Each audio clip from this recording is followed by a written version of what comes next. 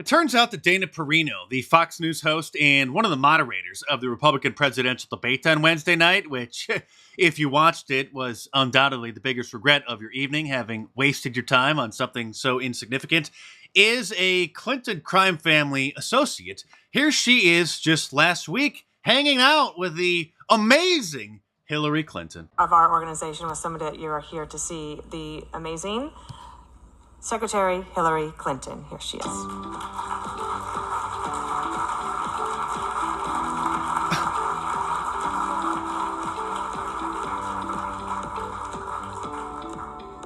Perino was one of the hosts of the Clinton Foundation's special session on protecting freedom of the press. The issue of protecting and promoting a free press in the United States and around the world is critical to all of us, to our democracy, to our sense of security and freedom, said Secretary Clinton. This from the woman who literally led the charge to get Alex Jones deplatformed from all social media platforms, starting back in 2016 when she put a target on his back when she was on the campaign trail running against Donald Trump, calling him out at her campaign events. It's also what happens when you listen to the radio host, Alex Jones. Yes, you stop believing in the lies from the mainstream media. And just like they're trying to shut Donald Trump's businesses down in the state of New York after a judge single-handedly just decided that he shouldn't be allowed to have a business license, and they're trying to force him to sell Trump Tower, now Alex Jones' bank shut his account down and said that they're just not going to be doing business with him anymore. It shouldn't come as a surprise that Dana Perino is a Clinton crime family associate while working for Fox News, which celebrates LGBT Pride Month, by the way, in case you weren't aware, because the top crime families often work hand in hand with each other, and she was George W. Bush's press secretary. So it was her job to get out in front of the cameras and lie to the American people every day about how there were weapons of mass destruction in Iraq, and they'll probably find them any day now, and the 9/11 attacks are just a complete surprise. They had no idea that such a thing was being planned or coming, even though the Operation Northwoods declassified documents planned precisely that, and the Project for the American Century, and all the warnings from foreign governments about the pending event. It was just a big surprise, though, that the globalists loved. And just a few more points about the Republican presidential debate on Wednesday night, where she was the lead ringmaster conducting the circus. Which one of you on stage tonight should be voted off the island? Please use your marker to write your choice on the notepad in front of you. 15 seconds starting now. Of the people on the stage, who should be? I'm absolutely serious. With all due respect, I mean, we're here, like, we're happy to debate, but I think that's disrespectful to my fellow competitors. Nobody wants to participate. Let's do some questions. Let's talk about the future of the country. So she tried to turn the debate into a game show using a Survivor analogy, asking the candidates to write down on the piece of paper in front of them which candidate they think sucks the most. Here she is keeping the focus on the Republican establishment favorites while completely ignoring North Dakota Governor Doug Burgum because they don't want him to siphon off any more points in the polls from these other candidates because they're already so far behind Donald Trump, they look absolutely pathetic. I believe in the next 10 years, with the right policies and an experienced leadership in the White House, we can reclaim our role as the leading energy producer on Earth, and that'll grow the American economy for generations to come.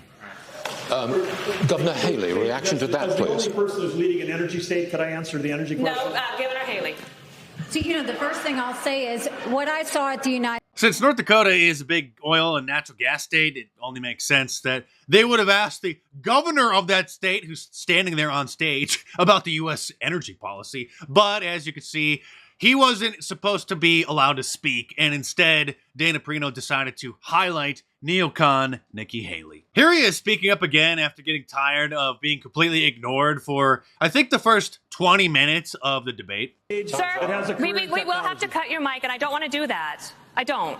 So, Governor DeSantis, let me go to you. Experts say President Putin has... Sir, you're not Republican establishment approved, and you're only siphoning off support of those who are, so we're going to completely ignore you. Here he is when they finally allowed him to speak, where he sounded like a normal human being, not reciting prepared talking points, who knows what it is that he's talking about. Network is missing the point. The reason why people are striking in Detroit is because Joe Biden's interference with capital markets and with free markets. The subsidies, we're subsidizing the automakers and we're subsidizing the cars and a particular kind of car, not every car. We're subsidizing electric vehicles.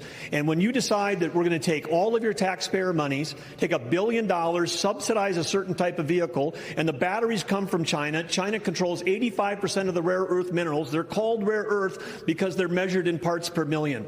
China is moving 100,000 pounds of earth in Indonesia, in Africa. They're literally destroying the planet so that they can make a battery that's in a car subsidized here. That's why they're striking, because they need 2/3 less workers to build an electric car. Joe Biden, this strike is at Joe Biden's feet. And by the way, that's how Elon Musk became so wealthy, is through the government subsidies that he has received through Tesla. So these are the clowns that Dana Perino decided to give airtime to instead.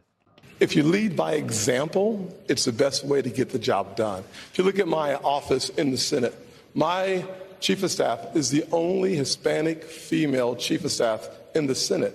I hired her because she was the best, highest qualified person we have. What we need to pander to more black and brown people in the Republican Party. That's Tim Scott's platform. I'm not sure what Mike Pence's platform is, but he did try to make a joke on Wednesday night that only made him look like an even bigger fool. Because by way of full disclosure, Chris, you mentioned the president's situation. My wife isn't a member of the teachers union, but I got to admit I've been sleeping with a teacher for 38 years. And so full disclosure. If there's one thing that we can all agree on, aside from Mike Pence having a 0% chance of actually ever becoming president, it's that Donald Trump won the debate even though he wasn't even there. If any, 7 people could have made Donald Trump appear to have more stature as a politician, those are the 7 people who could do it. Because of the dynamic between them? Because of the quibble? They sure did. Right, CNN? So 7 candidates were on stage, but the one who was not, Donald Trump, may have benefited the most of all.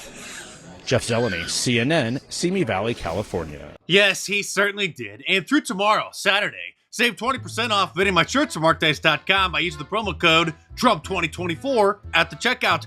So order your Wanted for President shirt with the updated, authentic Donald Trump mugshot, a Conspiracy Theorists Were Right shirt, or any of my awesome designs, all available in a t-shirt, long sleeve, and a hoodie, and a whole bunch of different colors as well. So head on over to markdice.com or click the link in the description below. Enter the promo code Trump2024 at the checkout to save 20% off today and tomorrow, and check them out.